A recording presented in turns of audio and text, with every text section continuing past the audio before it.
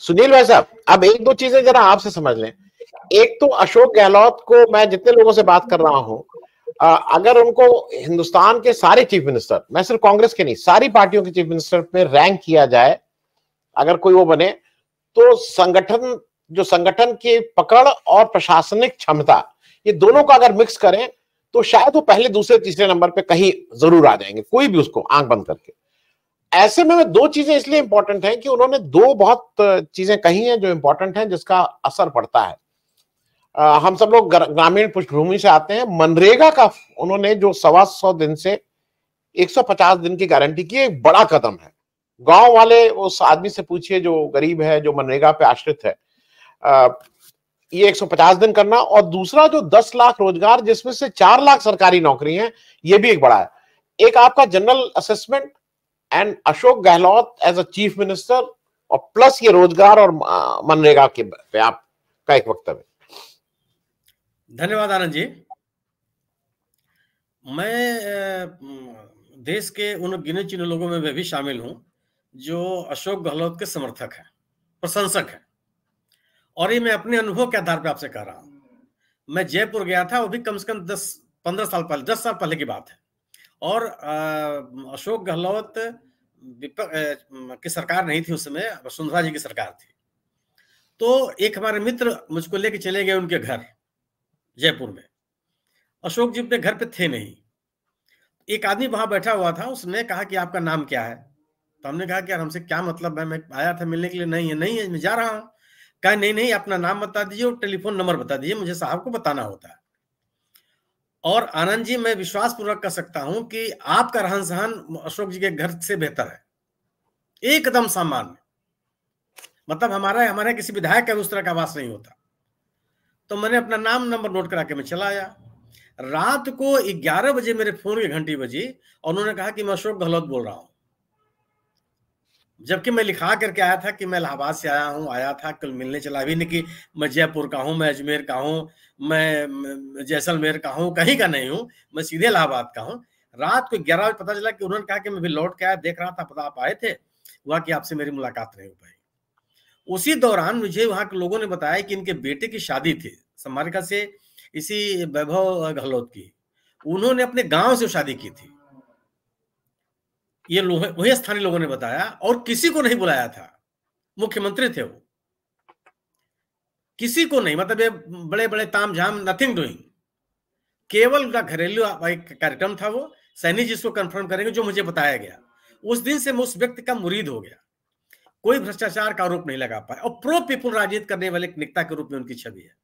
मैं दो मुख्यमंत्रियों को अपने बहुत ऊपर रखता हूं, एक जो त्रिपुरा के मुख्यमंत्री जो चुनाव हार गए इस समय, जिनकी वामपंथी नेता, और अशोक गहलोत, जो वाकई जनता के नेता है, जनता के प्रतिनिधि हैं और जनता के बीच में रहते हैं।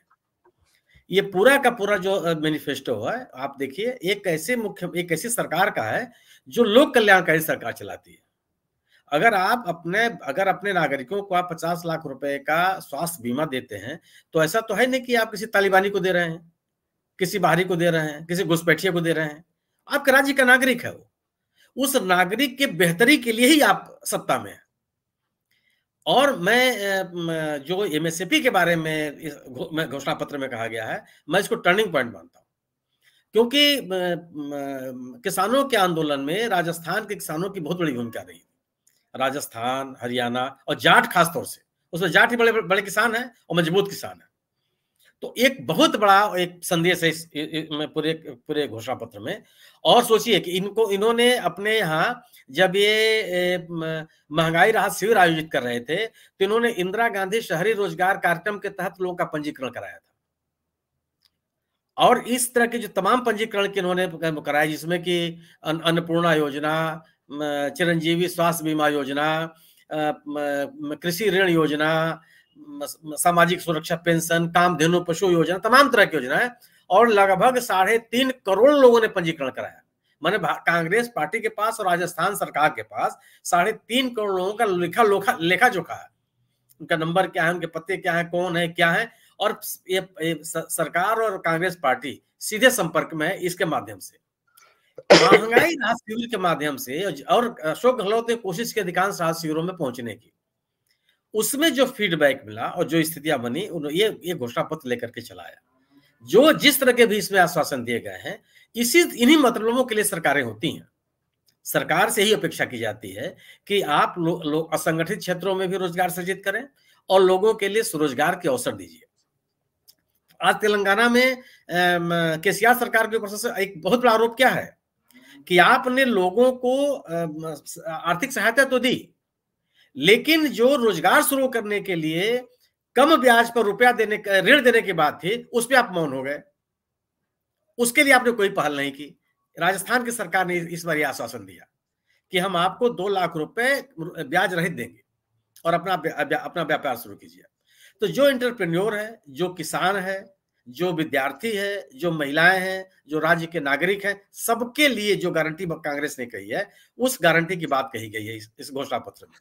और ऐसा नहीं, मन आप सोचिए कि पिछली बार आपने प्रधानमंत्री जी ने क्या कहा था जब ये अपनी विश्वकर्मा योजना उन्होंने लागू किया था कि 2 लाख महिलाओं को लखपति हम बनाएंगे। लखपति क्या मतलब हुआ? महीने की कितनी आमदनी हुई, दिन की कितनी आमदनी हुई। और एक दूसरी तरफ एक सरकार आ रही है जो ये कह रही है कि हम अपने लोगों को बीमा के अलावा 2 लाख रुपए का ऋण देंगे जो ब्याज रहित होगा, अपना व्यापार शुरू कीजिए। 10,000 रुपए महीना महिलाओं को देने की बात कर रही है। तो 1,20,000 रुपया तो इसने 1 साल में दे दिया अपनी महिलाओं को। और इसमें जो महिला गरीब परिवार के लोग हैं उनकी संख्या कितने, कई लाख हो गई जो उस राज्य में लोग हैं। और जो महंगाई राहत शिविर के नाम पर जो गैस के सिलेंडर का इनका अपना कार्यक्रम है उसको लगातार दे रहे हैं। कांग्रेस और बीजेपी के घोषणा पत्र में एक और फर्क है कि कांग्रेस यह बताते हुए आ रही है कि हम इनको लागू कर रहे हैं अपने कर्नाटक और हिमाचल की सरकारों में। बीजेपी यह बताने की स्थिति में नहीं है कि वह अपनी भाजपा शासित राज्य उत्तर प्रदेश में लागू कर रही है, अपने भाजपा शासित राज्य हरियाणा में कर रही है, अपनी भाजपा शासित राज्य महाराष्ट्र में कर रही है, अपनी भाजपा शासित राज्य गोवा में कर रही है। गोया कि उन 8 राज्यों का उसके पास कोई डिटेल नहीं है कि जो आश्वासन दे करके आ रही है अपने घोषणा पत्र में, वह इन राज्यों में लागू कर चुकी है। एक विश्वास का भी संकट है। तो एक लोक कल्याणकारी सरकार का जो दायित्व है और जो आप उस दायित्व का निर्वाह करती नजर आती है। दूसरी चीज कि आपने जब आश्वासन दिया है आपको कि हम आपको 50 लाख रुपए का स्वास्थ्य बीमा देंगे, सवाल है कि आपने हमको सुविधा तो दे दी, इसका हम लाभ कैसे उठाएंगे अगर आपके पास इंफ्रास्ट्रक्चर नहीं है। सैनी साहब से आप तस्दीक कर सकते हैं कि राज्य के लगभग हर प्रमुख शहर में अच्छे अस्पताल हैं, सरकारी अस्पताल भी हैं, निजी क्षेत्र के भी अस्पताल हैं। यह स्थिति नहीं है कि भरतपुर वाले आदमी को इलाज कराने के लिए जयपुर आना है, बाड़मेर वाले आदमी को भाग करके उदयपुर आना है। आपके आसपास बहुत नजदीक पर स्वास्थ्य सुविधाओं के इंफ्रास्ट्रक्चर डेवलप किए गए, निजी क्षेत्र और सरकारी क्षेत्र दोनों को, और बेहतर सुविधा दी गई। हिंदी बेल्ट में राजस्थान उन गिने चुने राज्यों में इसकी गिनती होने लगी है जिसने स्वास्थ्य के क्षेत्र में बहुत बेहतर काम किए। शिक्षा की स्थिति भी वही है। मतलब अगर पिछले 5 सालों में अगर राजस्थान सरकार कहती है कि बड़े पैमाने पर उन्होंने विद्यालयों को और विश्वविद्यालयों को खोला है, जिसमें निजी क्षेत्र के विश्वविद्यालय हैं और सरकारी क्षेत्र के विश्वविद्यालय हैं, ये बड़ी उपलब्धि हुई। और अगर इन आश्वासनों के साथ सरकार जाती है तो मुझे लगता है कि इसका बड़ा इंपैक्ट होगा। तो अशोक गहलोत ने प्रो पीपुल मुख्यमंत्री होने का जो उनके बारे में लोगों को एक धारणा रही है, फिर से साबित किया। दूसरी चीज, इस घोषणा पत्र के रिलीज के समय जो रैंक एंड फाइल कांग्रेस की वहां बैठी हुई थी उसको आप देख लीजिए। कोई सोनिया गांधी नहीं, कोई राहुल गांधी नहीं, कोई प्रियंका गांधी नहीं, कोई गांधी नहीं। खड़गे साहब, मुख्यमंत्री जी, प्रदेश कांग्रेस के अध्यक्ष, deputy chief minister Sachin Pilot, एक रैंक पूरी rank, CP Joshi rank file बैठी हुई है कि हम पार्टी हैं, पार्टी चलाने के लिए आ रहे हैं और हम पार्टी को लेकर के जनता के बीच में जाएंगे। किसी को कोई मौजूद नहीं है, कोई बयानबाजी नहीं, और खड़गे साहब ने उसको रिलीज कर दिया। इस अवसर पे सरकार ने अपने को प्रो पीपुल होना साबित किया। जनता से जुड़े होने का जो एक भाव जन धारणा है अशोक गहलोत के बारे में, एक पॉपुलर आज भी सर्वाधिक पॉपुलर नेता है वो। उनके बाद नंबर आता है विजयराजे सिंधिया, वसुंधरा जी का, लेकिन उनमें भी फर्क है। तो एक नेता के रूप में जो गहलोत जी की छवि है उसको उन्होंने साबित किया। और जो सरकार कांग्रेस जो भारत जोड़ो यात्रा के दौरान से जनता के नजदीक अगर आप सब्जी बेचने वाले से मिलने जा रहे हैं तो क्यों जा रहे हैं? सब्जी तो आपको खरीदना नहीं है, टमाटर का भाव आपको जानना नहीं है। कुली से आप मिलने जा रहे हैं तो कुली, राहुल गांधी तो कभी अटैची लेके हमने चलते देखा नहीं उनको, एक तो पिट्ठू वाला बैग लेके चलते हैं, उसमें कुली की जरूरत नहीं है। तो पुलिस से क्यों मिलने गया? आपके पास कोई धान तो, कोई खेती तो है नहीं कि आप धान के बोने जाएंगे, आपको रोपाई करने जानी है। तो अगर आप किसानों के पास क्यों गए? और इनके से जा करके अगर आपने इनसे जो आपको जानकारी मिली और उसके अनुकूल अगर आप घोषणा पत्र नहीं बनाते हैं तो ये आना जाना आपका व्यर्थ है। अगर आप जाते हैं किसी कारपेंटर के पास, वहां जाके आप एक कुर्सी बनाने लगते हैं तो क्यों बना रहे हैं? कोई ट्रेनिंग लेना है आपको? कौशल विकास के विद्यार्थी हैं आप। लेकिन अगर आप जा करके आपने उनसे लिया, ये एक जानकारी आपने ली और आपको ये लगता है कि अगर आप इनको 2 लाख रुपए का इंटरेस्ट फ्री लोन देते हैं तो ये कुर्सी बनाने वाला कल एक कंप्लीट डाइनिंग टेबल बना सकता है, एक व्यापार बना सकता है, बढ़ा सकता है और रोजगार सृजित कर सकता है। आपको ये लगता है कि ये गरीब लोग हैं जिनको अगर बेहतर, अगर आपने स्वास्थ्य के खर्चे कम कर दिए किसी एक आदमी के जीवन में तो उसके जीवन में कितना गुणात्मक परिवर्तन आप ला दिए। आज एक घर में कोई बीमार पड़ जाए तो कितनी आफत होती है लोग किसी अच्छे परिवारों में। तो आप न केवल आपने स्वास्थ्य सुविधाओं को विकसित किया बल्कि बेहतर स्वास्थ्य सुविधाएं देने की आपने कोशिश की और लोगों तक इनको पहुंचाने का प्रयास किया। किसानों को आपने आश्वासन दिया कि आप उपज बेहतर करेंगे तो उसके बेहतर दाम हम आपको देंगे, या जो भी आपसे दाम खरीदेगा उसके लिए हम प्रयास करेंगे। आपने असंगठित क्षेत्रों को आश्वासन दिया कि हम आपको रोजगार के अवसर आपके पास सृजित करेंगे और ये हम धारणा बनाएंगे। घरेलू जो मैंने गृहस्थ का जीवन जो है सामान्य लोगों के लिए, उनको आप एक आश्वासन देते आए कि जो आपका खान पान की स्थिति है उसको जो महंगाई है 1100-1200 रुपए का सिलेंडर है, हम 500 रुपए में देंगे। आखिर जनता का सार्वजनिक धन है किसके लिए? अगर वो अडानी जी के लिए नहीं है और अंबानी जी के लिए नहीं है तो आम आदमी के लिए है। और आम आदमी को यही सुविधाएं चाहिए, बेहतर सड़क चाहिए, बेहतर बिजली चाहिए, बेहतर खान पान चाहिए, उसके उपज का बेहतर कीमत चाहिए। और यह एक बड़ी लकीर खींचा है इस मैनिफेस्टो के माध्यम से। और मैं डॉक्टर संदीप जी की इस बात से सहमत हूं कि कम से कम राजस्थान में घोषणा पत्र पढ़े जाने लगे, चर्चा होने लगी उसमें कि कौन घोषणा पत्र लेकर के आ रहा। आप याद कीजिए, हम लोग रिकॉर्ड में रखते थे कि अगली बार उसको पढ़ेंगे, एक अखबार रिव्यूज होकर के भी। अब राजस्थान की जनता, तेलंगाना की जनता, मध्य प्रदेश की जनता पढ़ रही है उसको कि किसने कहा क्या है और सवाल पैदा कर रही है। तेलंगाना में ही स्थिति हो रही है कि आपने आश्वासन दिया था, आपने पूरा नहीं किया। और यही एक ये हुआ कि आप बेहतर मैनिफेस्टो ला करके लोगों में आप विश्वास भी कायम कर रहे हैं। कांग्रेस चूंकि करके आ रही है अन्य राज्यों में तो एक बेहतर माहौल बनाने की स्थिति में है वो। तो मैं इसको एक प्रो पीपुल मैनिफेस्टो मानता हूं, मुख्यमंत्री की छवि के अनुकूल इसको मैं मानता हूं। और कांग्रेस जो लगातार अपने भारत जोड़ो यात्रा के माध्यम से जो लोगों से कहती चली आ रही है उसको पूरा होते हुए मैं इसको देख रहा हूं और एक बड़ी राजनीतिक चुनौती के रूप में देखता हूं भारतीय जनता पार्टी के लिए। जी सुनील जी, मैं एक चीज और आपके साथ शेयर कर लूं, जितने लोग यहाँ बैठे हैं, स्वास्थ्य के बारे में हम सब लोगों ने देखा, अगर आप एक्सटेंडेड अपने समाज को देखें, ईश्वर न करे किसी के घर में अगर कैंसर हो जाता है, मैंने बहुत से घर अपने समाज में देखा है कि बच्चों की फीस इफेक्ट हुई है, लोगों के घर इफेक्ट हुए। अगर 2 साल किसी के घर कोई कैंसर का पेशेंट हो गया, क्योंकि आपके माँ बाप अगर इससे वो हो गए तो आप क्या करेंगे भाई? आप तो अपना सब कुछ बेच बाच के भी बचाएंगे।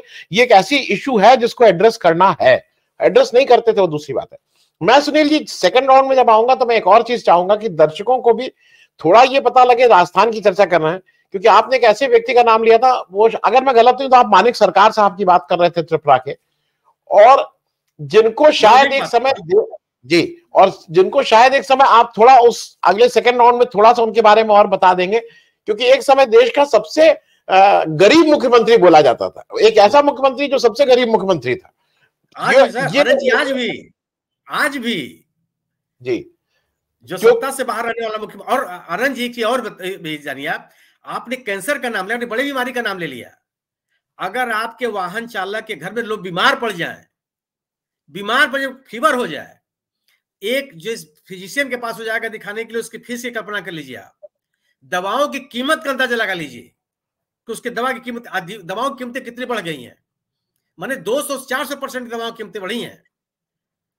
बीमार होना मतलब आप समझिए कि अपने जीवन को कम से कम 10 साल पीछे ले जाना है, जो ऐसा व्यक्ति है जो असंगठित क्षेत्र में है या सामान्य उसकी आय है।